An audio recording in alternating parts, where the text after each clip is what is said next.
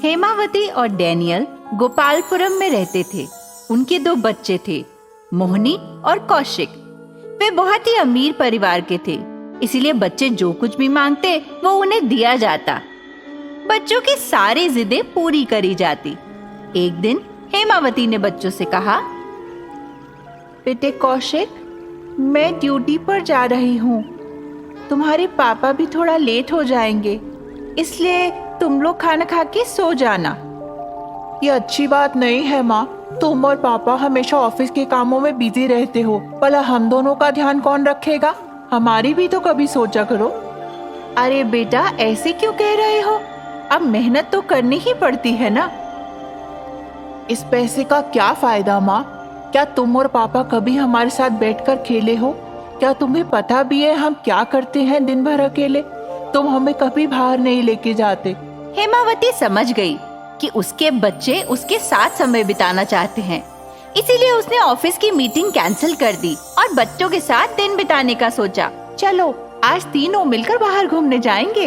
हेमावती अपने दोनों बच्चों को लेकर पास ही के गांव में घुमाने चली गई। उसी गांव में मीना नाम की एक महिला अपने बच्चों के साथ रहती थी। उसकी 2 बेटियां थी, रूपा और कीर्ति। उनके पिता की मृत्यु हो चुकी थी। आज अगर पापा जिंदा होते तो कितना अच्छा होता माँ। मुझे पता है बेटा, कीर्ति के जन्म के समय उन्हें हार्ट अटैक आया और उनकी मृत्यु हो गई। वो तुम दोनों से बहुत प्यार करते थे।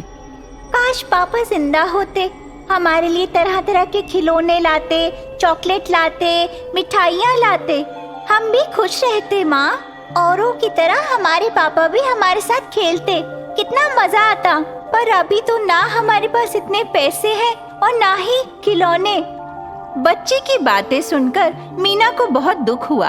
मैंने तुम्हारी परवरिश में कोई कमी नहीं छोड़ी बेटा। तुम्हें तुम्हारे पिता की फिर भी याद आना वाजिब है। चलो कहीं बाहर चलते हैं। मीना दोनों बच्चियों को बाहर घुमाने ले जाती है, उन्हें खिलौने भी लेकर देती है। बच्चियां बहुत खुश होती हैं। गुब्बारे और खिलौने उन्हें इतने समय बाद जो मिले थे। अचानक उनकी नजर हेमावती और उसके बच्चों पर पिज्जा खाते हुए पड़ी। वे दोनों अंदर झांक झांक कर देखने लगी। माँ, पिज्जा कैसा होता है? हमें भी पिज्जा खाना है। हमारा भी दिल करता है पिज्जा खाने का। मेरी सहेली बता रही थी पिज्जा बहुत टेस्टी होता है। क्या हमें पिज्जा खिलाओगी माँ? रूपा की बातें सुनकर, इतने पैसे तो नहीं है, पर हाँ, घर जाकर तुम्हारे लिए पिज्जा जरूर बना दूंगी। क्या तुम्हें पिज्जा बनाना आता है माँ? हाँ बेटा, मैंने तुम्हारे पापा से सीखा है। तुम्हारे पापा पिज्जा वाली होटल में काम करते थे। वे घर की ओर वापस हो ली। तुम दोनों इन खिलौनों से खेलो, मैं तुम्हारे लिए पिज्जा बनाने का इंतजाम करती हूँ, ठीक है? हाँ माँ, जल्दी बनाना। मीना घर पे पड़े सामान से ही पिज्जा बनाने की तैयारी करती है। सारी सब्जियां काट कर एक अच्छा सा पिज्जा बनाकर बच्चियों को खिलाती है और बच्चियां बहुत खुश हो जाती हैं। और बच्चियों की खुशी में मीना भी खुशी से फूली नहीं समाई। एक गरीब और विकलांग माँ शांता निजामपुर गांव में रहती थी। उसके पति का देहांत हो गया था और एक पैर से वह विकलांग थी। फिर भी अपनी इच्छाएं छोड़े बगैर छड़ी के सहारे चलती थी। रोजाना जंगल में जाती, लकड़ी काटती और उन्हें बेचकर पैसा कमाती और उसी कमाई से अपनी बेटी शालिनी को स्कूल की अच्छी शिक्षा दिलाती। एक दिन बिटिया को सोते हुए देखकर शांता बोली, शांता, ओ मेरी गुड़िया रानी, स्कूल नहीं जाना आज? देर हो रही है। ओहो माँ, आज तो संडे है, आज कोई स्कूल नहीं होता। तुम मुझे और दिनों में तो नहीं सोने देती, कम से कम छुट्टी वाले दिन तो सोने दो। अरे, पढ़ाई लिखाई का भी कोई छुट्टी होती है क्या? अगर मेहनत करनी है तो पढ़ना सीखो और सुस्ती छोड़कर पढ़ाई में ध्यान दो। सोकर समय बर्बाद मत करो। माँ, मैं तो पहले से ही क्लास में फर्स्ट आती हूँ, और अब क्या करूँ बताओ? कितनी मेहनत करना चाहती हो? उसी दौरान उनका एक पड़ोसी अपनी बेटी गीता के साथ उनके घर आता है। शांता, बहन शांता। आवाज सुनकर शांता और शालिनी दोनों घर के बाहर आए। शालिनी की दोस्त गीता अपने पिता के साथ आई थी। गीता, तुम मेरे साथ खेलने आई हो? बहुत मजा आएगा। ये तुम्हारी दोस्त है शालिनी? हाँ माँ, ये मेरी क्लास में ही पढ़ती है। शांता, तुम्हारे पति ने मुझसे कर्ज लिया था और तुम वो कर्ज कब चुकाओगी? इतने दिन हो चुके हैं लेकिन कोई अता पता ही नहीं है। अब तक तुमने एक भी पैसा नहीं दिया। बताओ कैसे चुकाओगी मेरा कर्जा? मैं और इंतजार नहीं कर सकता। भाई साहब, आप तो मेरी स्थिति जानते हैं। मैं एक विकलांग हूँ और एक गरीब महिला अकेली कितना कमा सकती है। ऊपर से बच्ची को भी पढ़ाना है।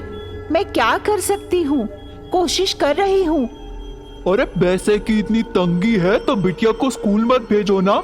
इतने अच्छे स्कूल में भेजने का क्या फायदा? कुछ तो पैसे बचत होगी। बल्कि मैं तो कहता हूँ इसको भी अपने साथ काम पर लगाओ। कुछ पैसा ज्यादा कमाओगी तो तुम्हारे लिए ही अच्छा होगा। दोनों जाने मिलकर कमाओगे तो खाना पीना भी अच्छे से होगा। शांता समझ चुकी थी कि उसकी बेटी गीता से ज्यादा होशियार है और क्लास में अव्वल आती है। शायद यही बात इनको पसंद नहीं आती, इसीलिए उसे स्कूल जाने से रोक रहे हैं। ये सब बातें सोचकर शांता कुछ सोचकर बोलने लगी। नहीं भाई साहब, जैसे तैसे करके मेहनत करके आपका कर्जा चुका दूंगी, पर बिटिया की पढ़ाई नहीं रोक सकती। शांता के जवाब से पड़ोसी चौंक जाता है और वह गुस्सा हो जाता है। तुम्हें अब सबक सिखाना होगा। क्यों गुस्सा हो रहे हैं सर? मैंने सच ही तो कहा। पढ़ाई बिटिया की बहुत जरूरी है। आपके पैसे तो मैं जैसे तैसे चुका दूंगी। अच्छा, तो तुम्हारा ये अंतिम फैसला है? सोच लो। जी भाई साहब, मैं समझ चुकी हूँ। मेरी शालिनी क्लास में अव्वल आती है और शायद आपकी गीता पढ़ने में इतनी तेज नहीं, इसीलिए आप उसे स्कूल जाने से रोक रहे हैं ना? ये तो बहुत ही गलत बात है। आजकल पढ़ाई के बिना कुछ नहीं है, सब कुछ असंभव है। तो तुम जिद पर अड़ी रहो। 6 महीने में पैसे वापस कर देना। पड़ोसी अपनी बेटी गीता को लेकर वहां से वापस चला गया। शांता ने एक डोसा की बंडी खोली। उसके डोसे का स्वाद दूर दूर तक मशहूर हो गया और उसकी कमाई भी बहुत अच्छी हुई। उसने अपना ऋण चुका दिया और दोनों खुशी खुशी रहने लगे।